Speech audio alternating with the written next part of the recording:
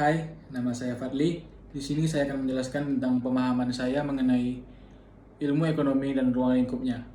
Ilmu ekonomi merupakan ilmu yang membahas tentang keterbatasan dan kemampuan yang dimiliki oleh manusia, dan mereka semua memiliki keinginan yang tidak terbatas. Dan dengan keinginan yang tidak terbatas ini, maka timbullah kelangkaan. Kelangkaan bisa terjadi karena kuantitas yang ditawarkan jumlahnya tidak sama dengan keinginan yang dibutuhkan. Suatu kelangkaan tidak akan terjadi apabila jumlah kuantitas yang tersedia jumlahnya sesuai dengan kebutuhan dan berkualitas bagus, tersedia di mana saja dan kapan saja.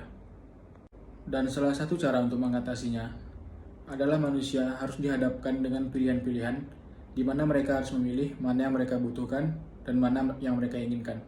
Dan selanjutnya yaitu mengenai biaya kesempatan atau opportunity cost, di mana kita harus dituntut berpikir secara rasional, yaitu berpikir tentang rugi dan untung. Lalu selanjutnya ada biaya akuntansi, di mana biaya ini tidak sama dengan biaya ekonomi.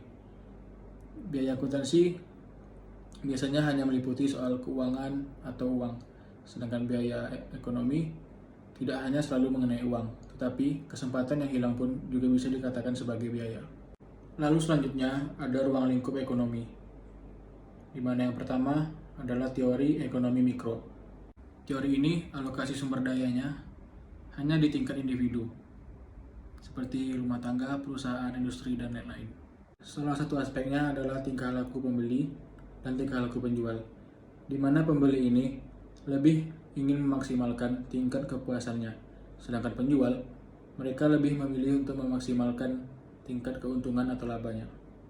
Yang kedua ada teori ekonomi makro, di mana alokasi sumber dayanya ini lebih mengarah kepada keseluruhan atau menyeluruh.